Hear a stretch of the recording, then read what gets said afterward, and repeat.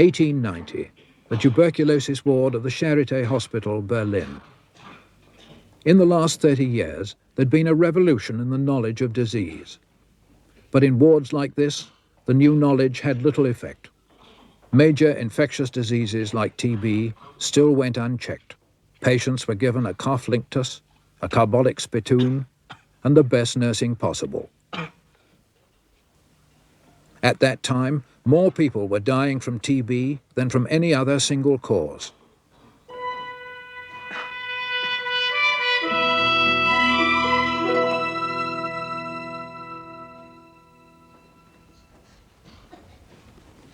It was much the same with diphtheria, a disease of children, so often fatal.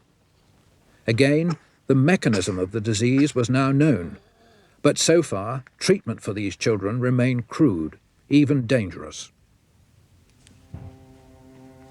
But the French success with the treatment of rabies had raised public expectations.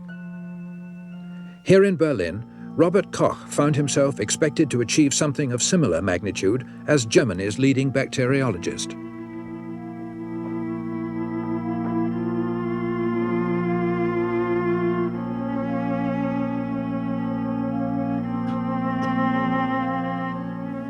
It was known that he'd been working on TB, but under this new pressure, he'd begun working in secret.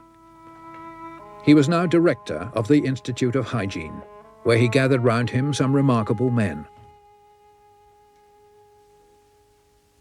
One of them was Paul Ehrlich, 35, Jewish and eccentric.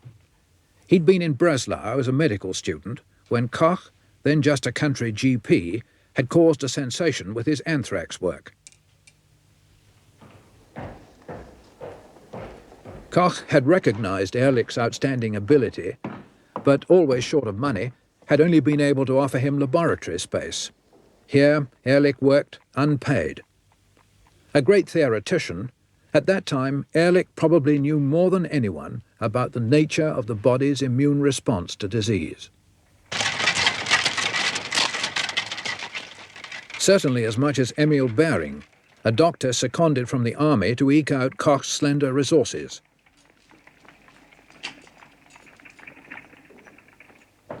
An ambitious son of a poor family, he was known as temperamental, arrogant, and a gambler. From the beginning, he'd never got on well with Koch. But his research was promising. He'd taken up work begun by the French on diphtheria. Along with the Japanese, Kitasato, he'd been looking for substances which might neutralize the damaging poison which Emil Roux had found secreted by the diphtheria germs. Behring had been trying iodine trichloride, an antiseptic which he hoped might neutralize the bacterial poison, or toxin as it was called. If you would please to look, Dr. Behring, we have 2 survivors. They're alive? 2 survivors among such heap of corpses. Progress we make. So far, after hundreds of attempts, iodine trichloride had proved of little use in neutralizing the toxin. But this success pointed to a new experiment. So I've cured diphtheria in 2 living animals. A happy chance? No matter. If we inject this one with diphtheria again, we shall see now if it's immune.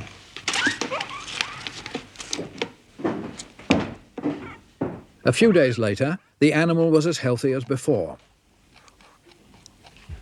Behring believed this experiment showed that a chemical had been produced naturally in the blood, which neutralized the toxin. To prove it, he took a drop of blood serum, free of any other matter, from an immune guinea pig, and mixed it with living bacteria. Take those now, Kitasato. If these bacteria remained untouched, it pointed to a chemical in the blood which acted not on the bacteria, but on the toxin. It would be an antitoxin. The bacilli are as active as ever. As I expected, the immunized serum acts not on the bacilli, but on the poison. Wonderful. Marvelous. You must now mix your serum with the diphtheria toxin. You know? Understand? Inject that into an ordinary guinea pig, and if it lives, you will have proved that diphtheria toxin can be neutralized by the serum from immunized animals. It'll make the French sit up. Monsieur Wu wondered if such a thing were possible, to acclimatize an animal to diphtheria toxin and then make it immune. It confirms my own work in this field. I must publish. In time, of course, certainly. Soon. I do not advise it. Your reasons? Well, in the first place, you don't know what this antitoxin is. You yourself refer to it as a mystery. The chemistry is for others to work out. What matters is that from 2 bedraggled little guinea pigs, which I made immune from diphtheria poison, I have now obtained enough serum to inoculate others by taking it also from animals which are naturally immune. Yes, I have read your report. I'm now obtaining it from rabbits. I shall soon be getting it from sheep. The Institute is becoming a veritable farmyard. By turning the bodies of animals into factories for producing immunized serum, I am aware of shall your be able successes, Dr. Bering, as I am also aware of your failures.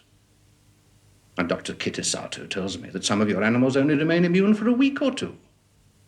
Well, if children have to be inoculated against diphtheria every week, your serum is hardly practicable, no matter how much of it you could produce. There is a lot of work to do, yeah? That is precisely my point. This paper of mine makes no claim beyond the discovery of a diphtheria antitoxin in the blood. Now, if we don't publish that soon, the French will. Roux and Yessin are working in the same field. We have a new Kaiser now. He is proud that we lead the world in medical science. The next International Congress of Medicine takes place here in Berlin in August. If we could herald that occasion with the publication... of what the Kaiser expects of us, Bering. But I'm surprised that you should think that patriotism should override our integrity as scientists. Good morning.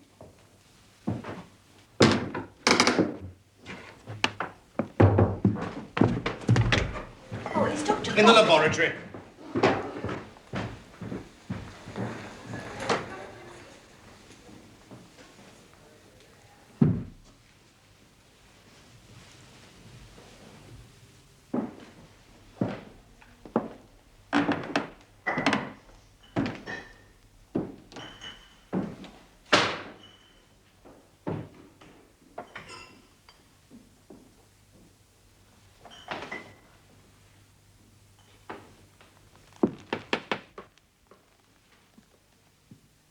He misses you. Mamma. More than you know. He stays up later and later. It's not always work, I know that. You meant a lot to him, Gertrude. And you? You kept him young. He thinks I make him old. That's stupid. He's no one here to talk to now but me. And I never was one he could converse with. Not about his work. You gave him his first microscope. That was a long time ago. Don't make such a martyr of yourself, Mamma. He talks of travelling again. That's always a bad sign. He knows very well he can't, with all his work at the Institute. Work that gets him nowhere. Nonsense. He's on the point of finding a cure for tuberculosis. And when that happens... Your father's not achieved anything for 6 years now.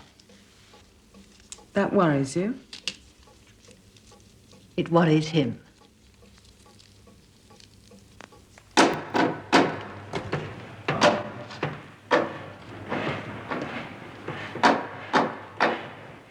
Thank you, gentlemen. Thank you. Excellent. The decorations of the great auditorium seem to be coming along splendidly. I'm sure our delegates will be most impressed. Now then. Just flowers in here. I think we don't want to detract from the splendors of the main hall, do we? Ah, Dr. Koch. I'll be with you in a moment. And perhaps another likeness of the Kaiser on the staircase leading to the royal palace. In that summer of 1890, Germany was to act as host to as many as 7,000 doctors attending the 10th International Medical Congress. The Germans, always conscious of their prestige, were taking it very seriously, and in charge of arrangements was the Minister of Culture, Gustav von Goslar. My dear fellow, how good of you to spare us your time. I took it to be a royal summons, Minister. If His Imperial Highness knew I was dragging you away from your work, I fear he'd ask my resignation. All the same, I feel sure that he'd be glad that I don't wish to complete the arrangements for the Congress without first obtaining your approval. Now then, what do you think of that? Yes. What is that on the pedestal? A statue of Aesculapius. An appropriate touch, don't you think? And through the archway there, we shall have a representation of the Roman Temple of Minerva. It is the Kaiser's wish that no expense be spared to indicate the value we place on scientific thought. Well, I only hope the speeches do justice to the splendor of the setting. The Kaiser has every hope that yours will at least, Herr Professor. As the delegates come up the steps, they'll be greeted by a Latin inscription in gold lettering, welcoming them to the Congress. I understand you're very close to achieving something significant in your work on tuberculosis. Oh, I doubt if my researches will be complete by the time the Congress opens. Oh, the Kaiser will be disappointed to hear that. Well, scientific research can't be hurried, even for the Kaiser. Yes, and of course your work at the Hygiene Institute makes demands on your time unworthy of a man of your great talents. Yes, and that's precisely why it's imperative I be given an institute exclusively for the study of infectious disease. Quite so. Let us hope you may get it. Do you think Dr. Bering could be persuaded to speak at the Congress? Dr. Bering? I'm told he's made some great steps in relation to the cure for diphtheria. Well, his researches are not yet complete either.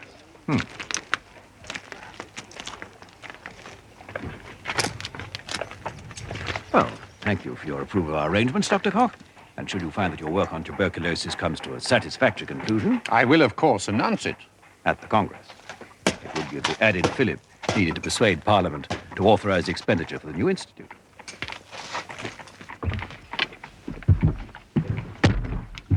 And what a triumph for our country. It is, after all, 8 years, I think, since you discovered the cause of the disease.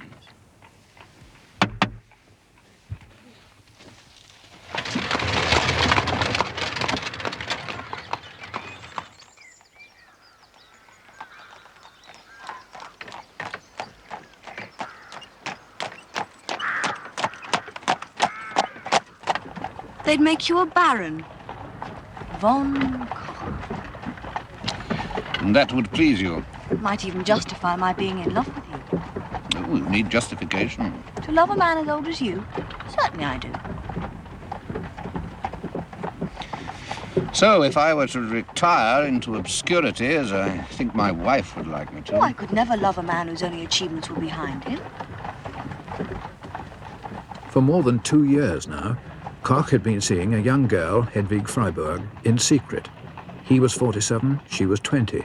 They'd met at an artist's studio where Hedwig worked and where Koch had gone for a sitting. They say there'll be 7,000 people in that hall to hear you. A cure for consumption. What if I can't find one? Then you're not Robert Koch.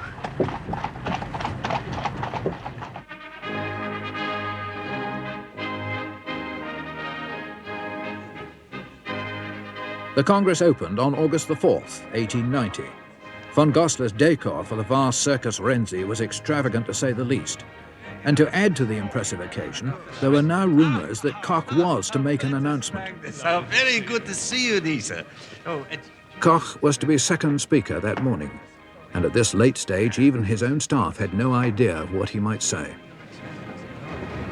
He could announce a cure for TB, or might equally well say nothing at all. Paul, I think we ought to go in.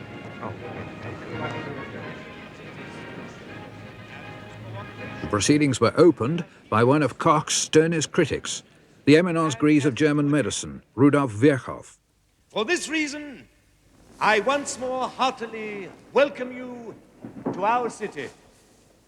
May each day contribute more and more to promote mutual understanding and friendship among all of us.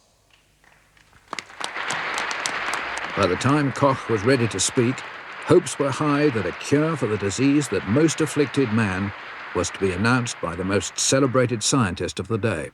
When I was honored by receiving an invitation to deliver one of the addresses at the International Congress, I had to choose as the subject of my discourse that science with which I have now chiefly to occupy myself. Surprisingly, his speech began with a long review of the latest developments in bacteriology, all of which were very familiar to most of his audience. It was not surprising that after half an hour of this, impatience turned to disappointment. Koch, it seemed, had let everyone down. By these considerations, I have set about seeking for substances that could be used therapeutically against tuberculosis. Now we reach it. Do you hear? Do you hear? And I have pursued this search perseveringly up to the present. I have tested a large number of substances to see what influence they would exert on the tubercle bacilli cultivated in pure cultures, with the result that not a few substances have the power to hinder growth of the tubercle bacilli. But however effective on pure cultures, none reacted effectively upon animals suffering from tuberculosis. However, in spite of many failures, I have at last hit upon a substance that has the power of preventing the growth of tubercle bacilli. Not only in the test tube, but in the body of an animal.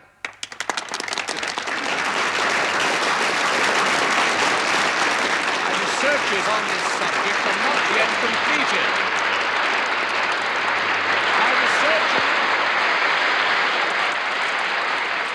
My researches are not yet completed, and I can only say this about them.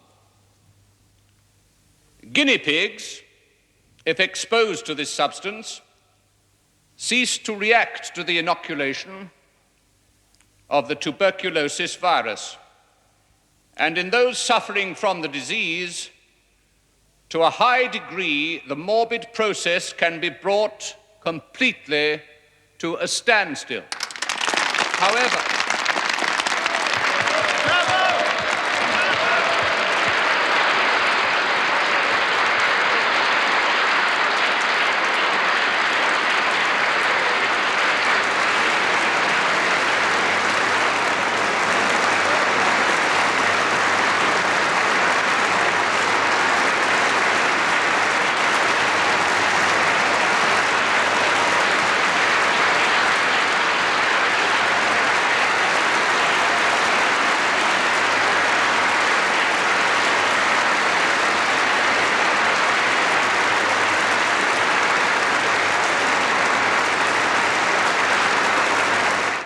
The second speaker was Professor Koch on bacteriological research. His report concerned a remedy for consumption discovered by the speaker, which he did not, however, name. And that is all, my friend. Kaput Picarum. The Zeitung last night didn't mention him at all, but he gave a vivid description of what the Duke and Duchess of Bavaria were wearing in the royal balls. It's typical, typical. Pleased to hope they're not showing more prudence than we are. So, this is it, the magic lymph. Am I the first to see it? apart from my assistant, Dr. Livett. So the great killer is to be felled at last. It's a little early to say that, Minister. The Kaiser has asked me to convey to you personally his congratulations on your achievement. But there is no achievement yet, Minister. Anyone who listened carefully to what I said An occasion yesterday... which will be recorded in the annals of our country as one of the great milestones of medical history. Only if tuberculin works. There is a doubt. It's only been tried on guinea pigs. One rather gathered. I said, very plainly, that my researches are not yet completed. I don't recall. There was too much emotional fuss going on, perhaps.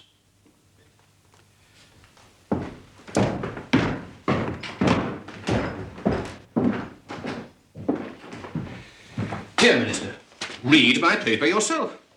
We show it to the Emperor, if you wish. You will see that the hysterical reception I was given yesterday owed more to your flags and flowers and Grecian urns than it did to my researches. You're not telling me now that you've not found a cure. The Kaiser wants to know when the first patients are to be treated. It's not even been tested on a human being yet. But that surely is important. Yes, Minister, that is important. Then when will trials begin? As soon as I am ready. One of my aides has a brother in the Charité with tuberculosis. He went to see him this morning with news of your discovery. I hope they won't have to wait too long, Koch.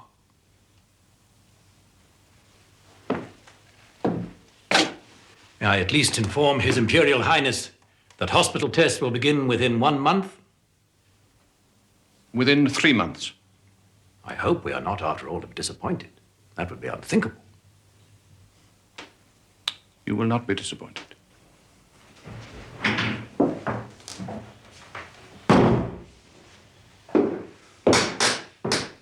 I think you ought to know, sir, we've had a request from the Moabit Hospital this morning. Also from general practitioners. Requests for what? For tuberculin, sir.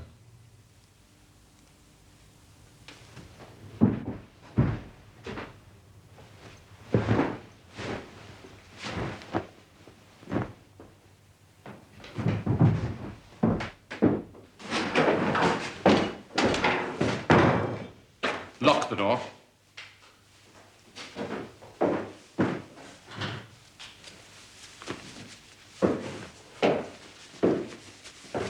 Prepare a dose, Livets. 0.25. You sure this is wise, sir? I mean, what if something should go wrong? It doesn't have to be tested on you, sir. Who else?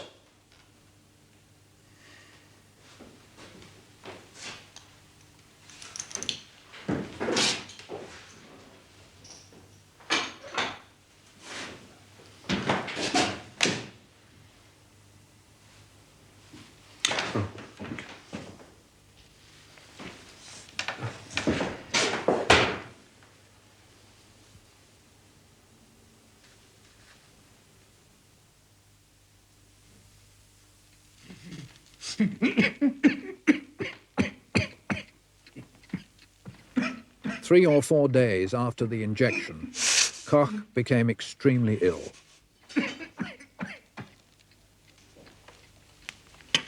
Yet throughout, he recorded every detail of his symptoms. First, his notes describe his difficulty with breathing, his aching limbs.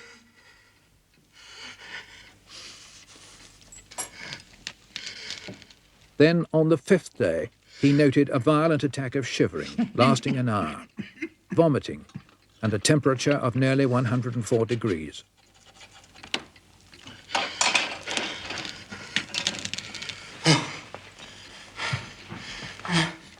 You must let me get a doctor.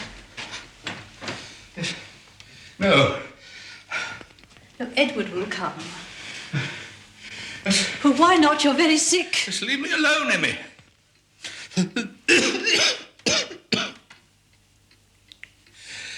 Is it typhoid? You must know. It's nothing. It will pass. Now leave me.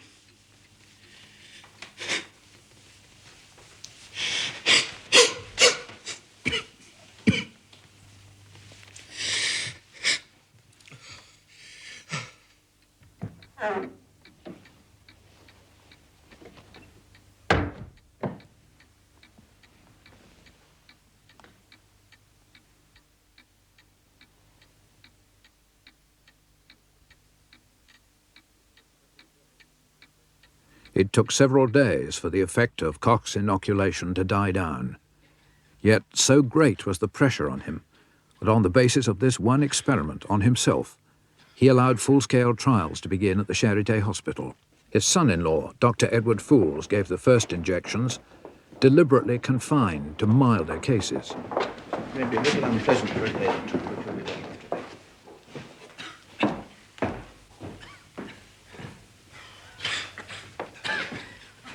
Doctor, excuse me, sir. You passed me. Oh, we are merely conducting tests, sir. But you can't leave me out. I need it more than anyone. Yes, but it is not yet authorized for general practice. Do I mind that? What have I got to lose that I'll not lose anyway without it? You can't leave some of us out, sir.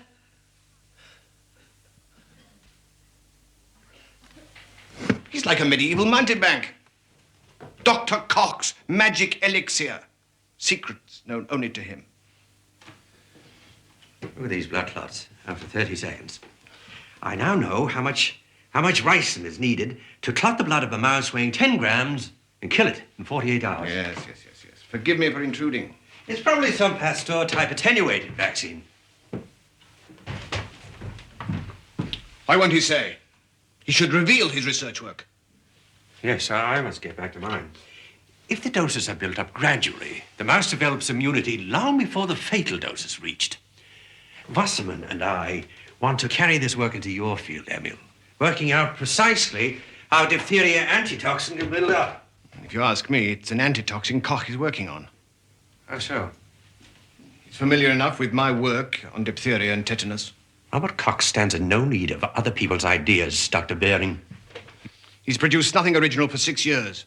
Picks my brains on antitoxins, tells me not to publish. And a few months later comes out with something that sounds remarkably similar and refuses even to reveal how he arrived at it. Gutman is going to try it out at the Moabit Hospital. I said I'd help him. You? I am a qualified doctor of medicine. But you don't know what tuberculin is. Dr. Koch does. That's enough for most of us.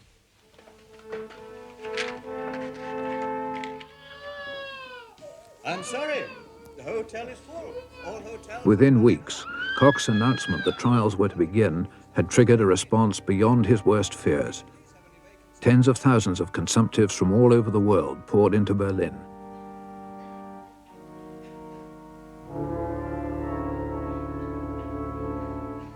The weather was now bitterly cold. A handful only were treated in the Charité. The rest were left to dubious outpatients clinics run in the foyers of the main hotels. I can give no more injections tonight. My supplies are limited. I'll be back again at 6 tomorrow evening. But my son is dying. Then I doubt if Dr. Koch's lymph would save him anyway. It is not recommended for advanced cases. It's our only hope. We have come all the way from Monton. Everyone has come a long way, madame. Some of the patients in the lounge have come from America. But what do we do? There are no more admissions to the hospitals. We don't even have anywhere to stay. I could probably arrange to have him admitted to a private clinic. Where, when? The fee is 1,000 marks a week, with a further 300 marks for the treatment. But I couldn't afford that. No one could. Enough can. Otherwise, that would not be the price.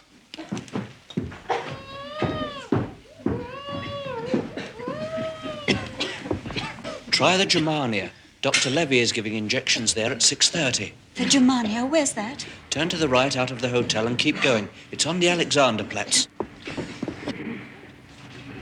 Conan Doyle, who was in Berlin during that winter, wrote that many more consumptives were dying from the appalling conditions than could ever be cured by Koch's lymph. Tell the world you have a cure for consumption, and then be surprised when the world beats a path to your door. You should have left well alone. You only did it out of vanity.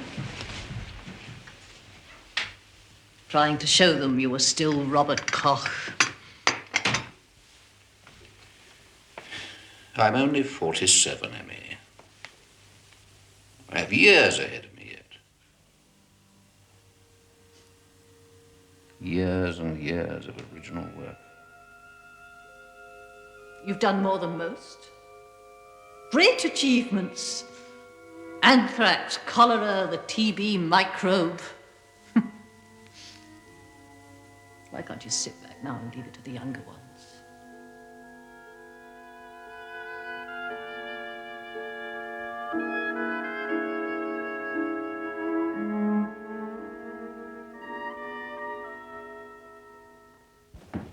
In the wake of the patients came 2,000 doctors, all eager to be among the 20 or so that each day Professor Bergman, clinician in charge of trials, took on his rounds. High fever, almost 40 degrees. Observe the effect of the injection in the tubercular swelling of his cheeks, nose, neck, even arms. Also, the lymphatic glands are swollen. and most of his joints. But when he recovers from this attack, brought on by the tuberculin, he will be able to move his arms much more easily, and we hope be well on the way to full recovery.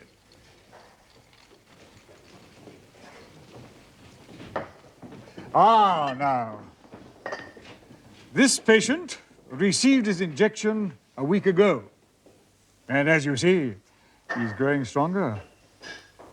Well done. There's no point administering the lymph to really advanced cases where the tuberculosis is too ingrained to be cured, or where processes apart from tubercular ones, such as changes in the pulmonary tissue, are at work. Though too early to say what the lasting effect will be, there's no doubt that in the short term at least, Dr. Koch's treatment is proving effective.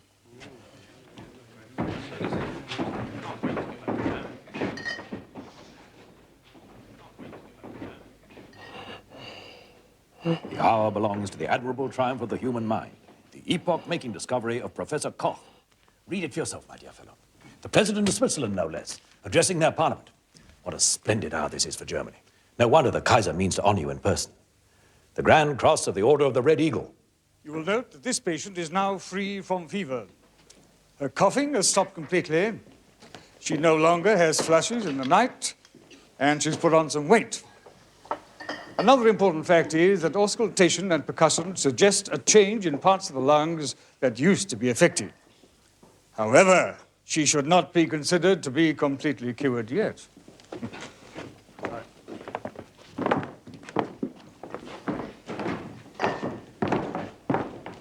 In some cases, the bacilli disappear, producing the physical manifestations you just observed, only to be produced anew in the phlegm.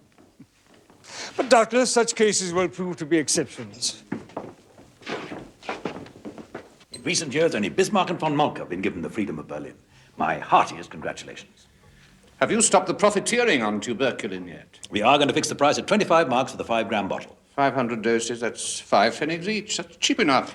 With regard to the rationing of supplies, the priorities first come the University and General Hospitals of Berlin, then similar hospitals in the rest of the country, then clinics in Vienna, Paris, London. This patient is now free of fever. Indeed, appears to be free of the disease. It's too early to say if he's cured yet. Relapses are occurring with unexpected suddenness. They think we have a factory producing the lymph.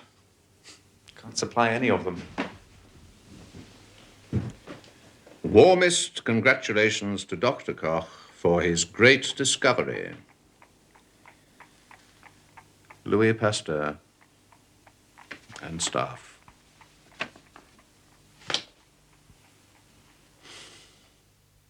The relative importance of the humoral and cellular theories of immunity. On December the 11th, Behring read his paper on diphtheria antitoxins. It made a profound impression. Point of view. Possibly the dosage was increased too rapidly. The reactions to the lymph are so varied that all patients must be examined very closely during treatment. If the bacilli get a chance to renew themselves, they act, it seems, with increased virulence.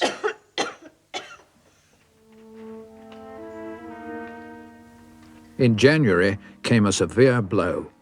The bodies of 21 patients who died in the Charité after treatment with the lymph were dissected by the pathologist Virchow.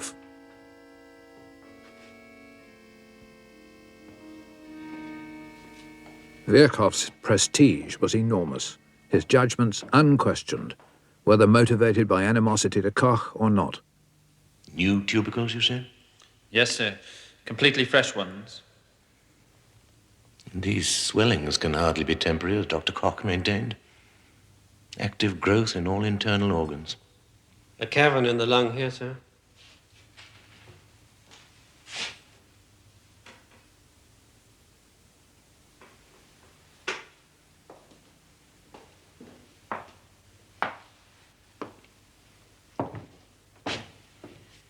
Note this.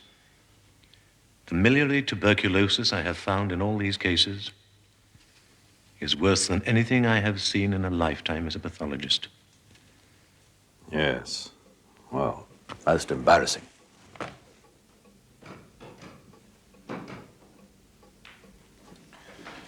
Professor Virchow is entitled to his opinion. Yes, indeed, an opinion. Unfortunately, it's an opinion which carries a great deal of weight.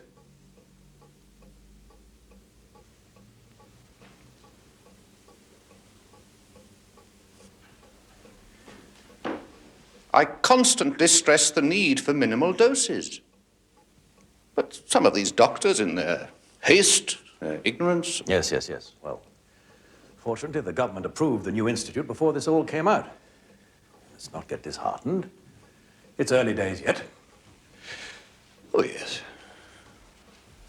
I mean, there have been many cures. I mean, the reports from Hanover are excellent. Exactly. A setback, no more.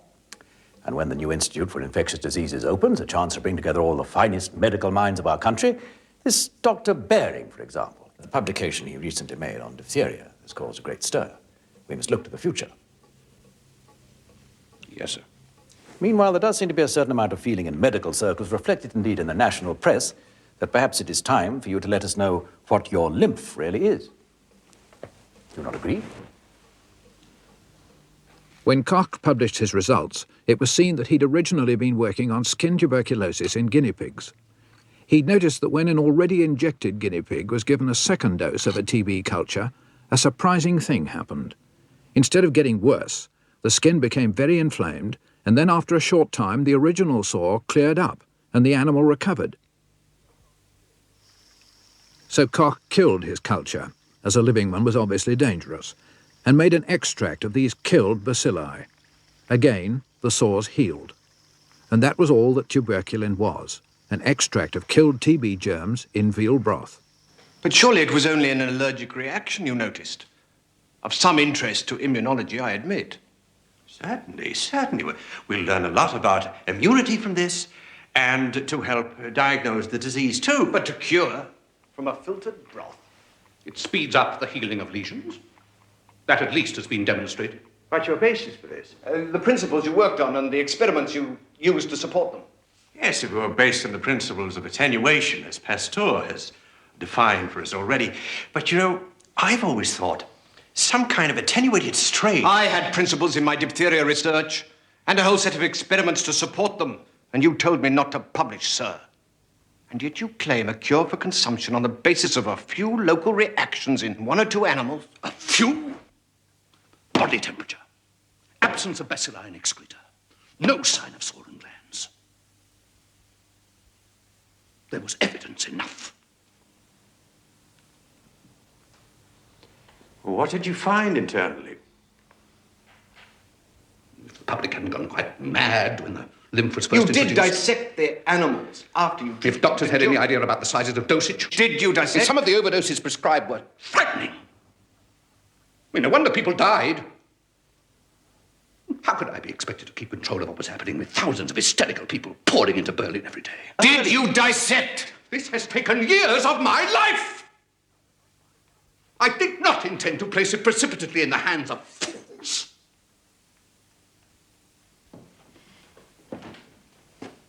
I have the right to conduct experiments on my own. I have the right! As Robert Koch. And because he is Robert Koch, no one dares to question him. Egypt? Yes. Do you want to come? A holiday? Why? Professor Virchow is protesting at the haste in setting up a new institute. And luckily, the government understand that a project of this nature must not be imperiled by recent setbacks in one particular field. But I think it would be less embarrassing for all concerned if I were out of the country while the details were settled.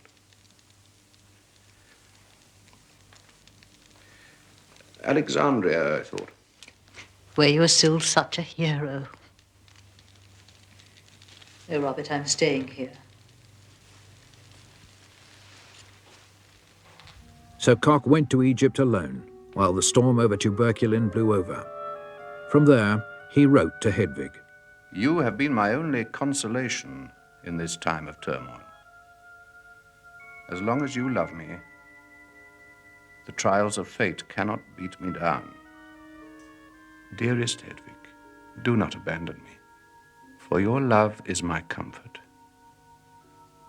and the star to which I fix my gaze. By the autumn of 1891, the promised Institute for Infectious Diseases was ready, and in the team that Koch gathered here on his return from Alexandria were Paul Ehrlich, Quinto and, inevitably, Emil Behring. His work on antitoxins had made him internationally famous. His self-esteem had grown to match.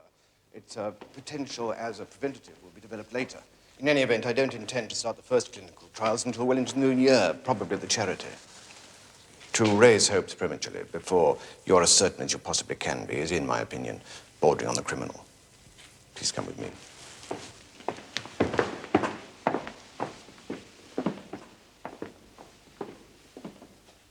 Nevertheless, Dr. Behring, if you should want to test it on a patient, I myself would have no objection if you did so at once. It would prove nothing.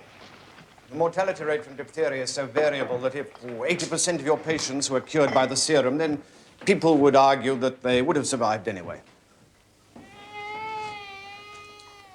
The child behind that screen who won't survive, not even long enough to enjoy a Christmas tree. If there's any chance at all that your serum might work, come and see her.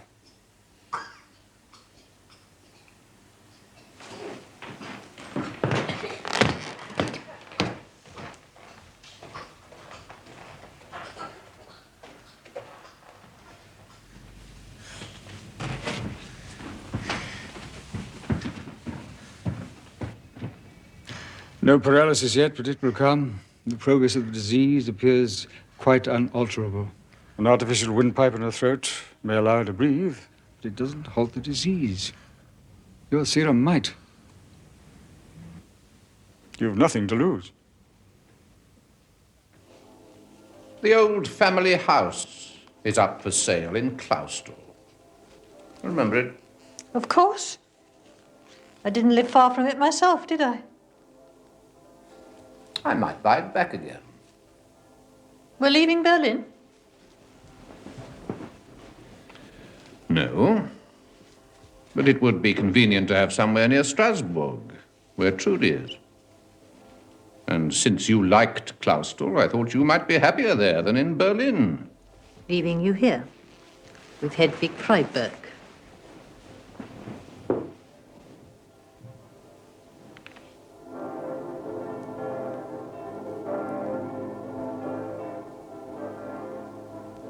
It was on Christmas Eve, 1891, that the diphtheria antitoxin was used for the first time.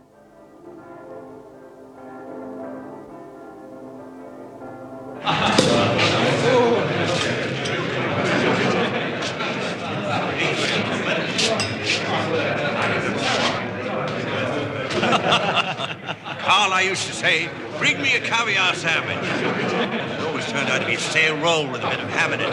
So by asking every day... Excuse me, gentlemen. The director.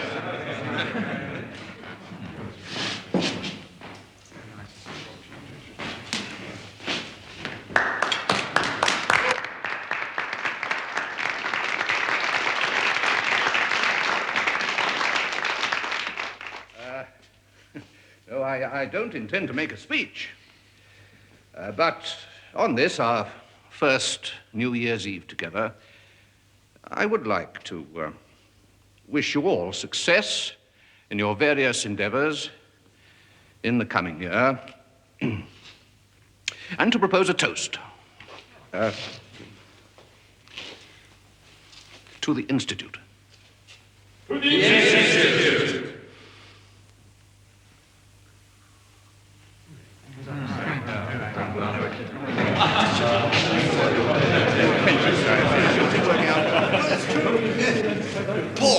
Paul! I've just come from the charity. Our serum cures. Cures? What? Who? The diphtheria case I inoculated on Christmas Eve, she will be discharged tomorrow. Wonderful! Marvelous! Excellent, excellent. Our first success with a human being. To the end of diphtheria. To the end of diphtheria.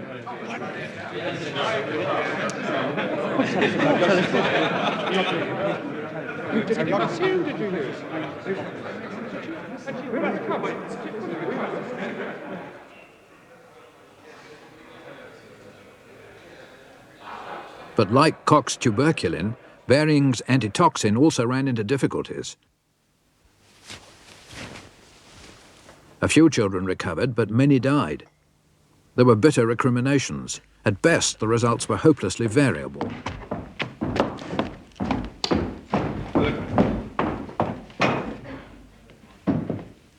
Trials were stopped, and there was no certain answer for what was going wrong.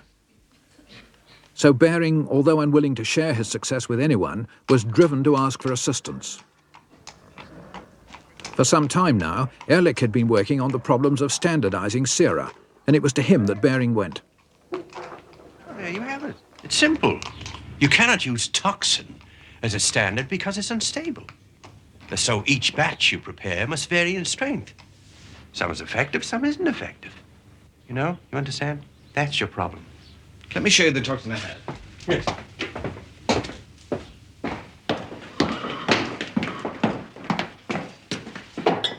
This is it. How old is that? Oh, several weeks. Oh, I can tell you exactly. Never mind. If it was kept that long, it's probably useless.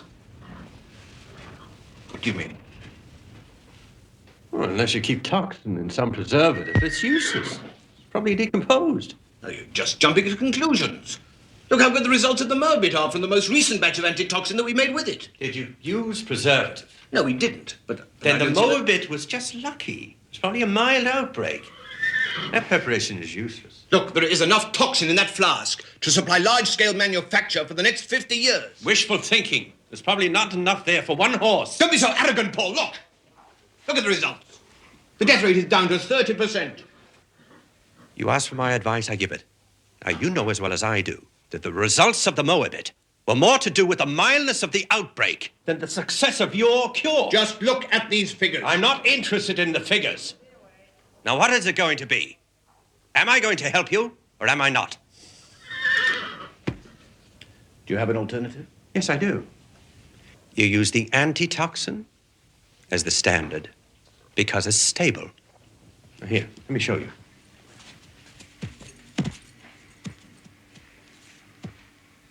Not only did Ehrlich work to provide an accurate method for standardizing sera, but by giving horses steadily increasing doses of toxin, he dramatically raised the level of antitoxin that they would produce in their blood.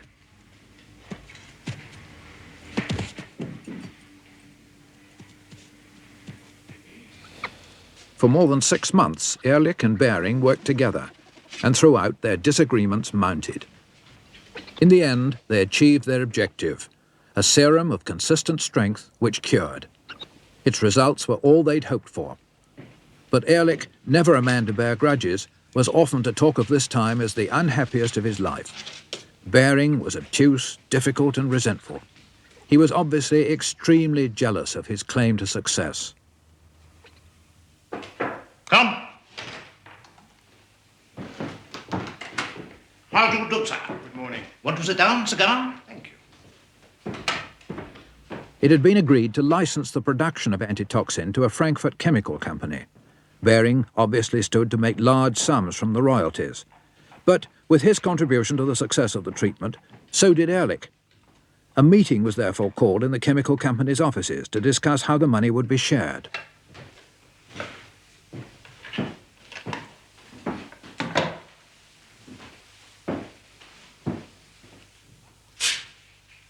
Come. Oh, here. Thank you. Thank you. Ah, Dr. Ehrlich, come in. Really? An honor to meet you, sir. Oh, thank you. I received a telegram. Urgent. It's about the patent, Paul. Well, surely that could have waited. I have some very delicate experimental work to do. But you know, you understand. Took me 2 hours to get here. No, we won't keep you long, sir. Hardly at all if you're interested in what Dr. Behring has to say to you. I was talking to Althoff the other day. Who? von Goslar's successor, the new Minister of Culture. I told him I thought it was high time you had a research institute of your own. What did he say? He agreed. After all your work on immunity, he has to. Will it happen? Will it? Will it? Research laboratory of my own with time and money and... When? You would need to forego the royalties from our anti-diphtheria serum. The director of a state institute is not allowed to receive money from commercial interests. Oh. Oh, yes. Well, naturally. Well, perhaps first you should see whether you get given an institute. On the other hand, since your field of research is immunity against disease, you're unlikely to be offered one so long as you're profiting financially from the commercial production of a particular serum. If you do feel inclined to renounce any claim on the company because of this possibility, I have the papers ready drawn out for your signature. Can you be sure that you can get me this institute? I have a lot of influence in government circle these days, Paul. All right.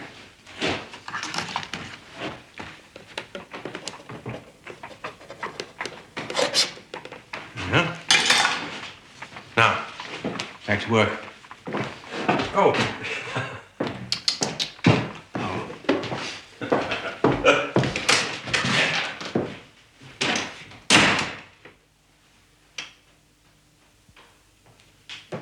Profiting from Ehrlich's share of the royalties as well as his own, Behring became extremely wealthy. He was soon made a baron, entitled to the prefix von, an honour never bestowed on Koch or Ehrlich. And it was Behring who in 1901 was awarded the first Nobel Prize for medicine. As to Ehrlich, Behring did not apparently have the influence he claimed, and for some years Ehrlich continued to work unpaid in the small laboratory at Koch's Institute.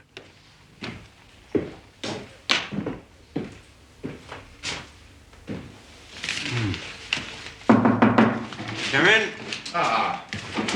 Oh, good evening, Professor. Good evening. Do sit down. Somewhere.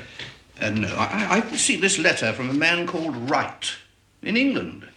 It's more for you, really. He appears to be working on typhoid. Oh, yes? Oh, yes. This is interesting.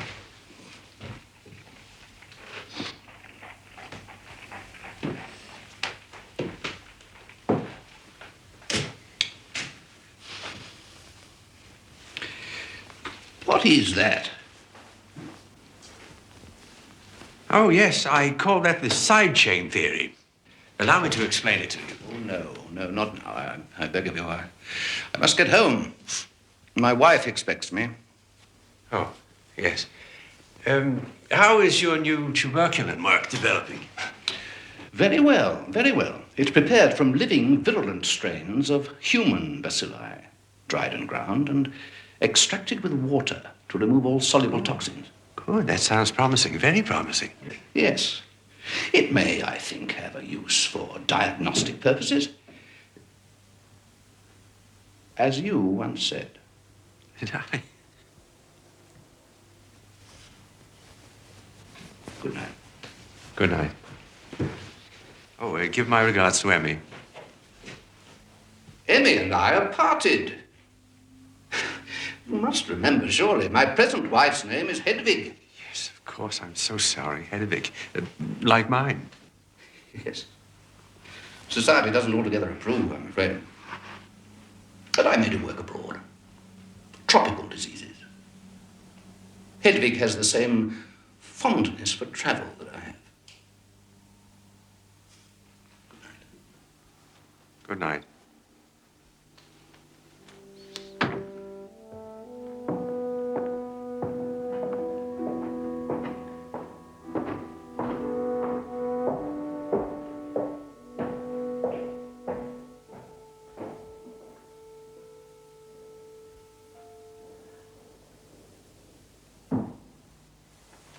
For Koch, his work on tuberculin marked the end of his career as a major scientist. Ehrlich's career, however, had only just begun.